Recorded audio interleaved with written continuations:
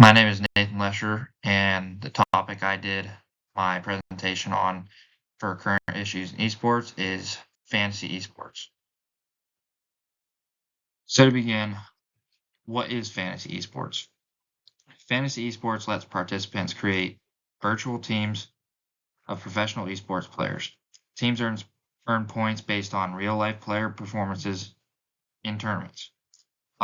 It's similar to traditional fantasy sports like football or basketball, basically focused on esports. According to esports.net, fantasy sports boomed in recent years with ever-evolving leagues and competitive formats. The simple concept of creating your own perfect virtual team and competing against others has grasped the attention of millions of users. Esports is slowly creeping into the fantasy sports domain, with titles being picked up by providers left, right, and center. How does fantasy esports work? Basically, it's similar to any other fantasy sports, such as baseball or football. You start with a draft. You select players for your team from a pool of pro players. Week to week, you manage your team. You set your lineup, manage substitutions, and make strategic adjustments. And obviously, there's a scoring system. Points can be based on real-life in-game performances, such as the kills, assists, and objectives. So you can play fantasy esports with many different popular games. However, the most popular games, according to Kevin Roberts, who is a sports betting expert, were named off to be League of Legends, Rocket League, and CSGO. But other mentions I've found on the internet have been Valorant and Overwatch. So why play fantasy esports? Well, just like other fantasy sports, it increases your engagement. You stay invested in every match and tournament to see your players perform.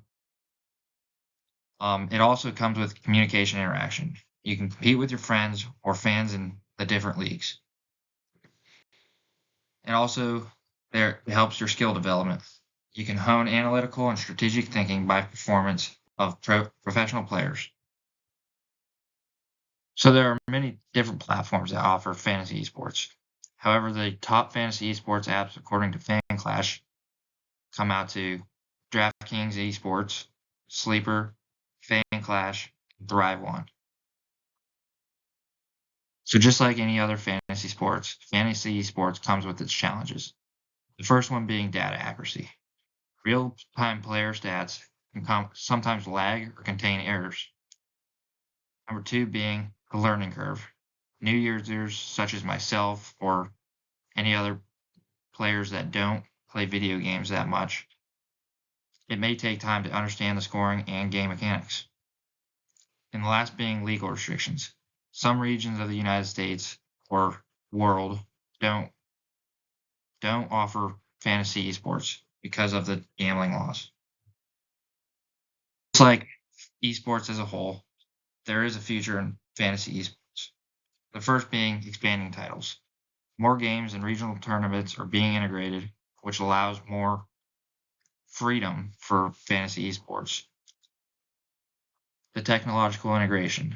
AR and VR for immersive experiences and AI-driven analytics for better team predictions can help step up your team for a better week. And then increase mainstream adoption. Partnerships with streamers, teams, and gaming platforms will grow the audience so that they will be playing fantasy esports. Call to action. Fantasy esports draws your interest. Choose your platform and start building your team. You can explore online communities, leagues, and global tournaments to start your fantasy esports. Follow your favorite games, teams, and players to stay ahead week to week. Reference this slide. Thanks for listening.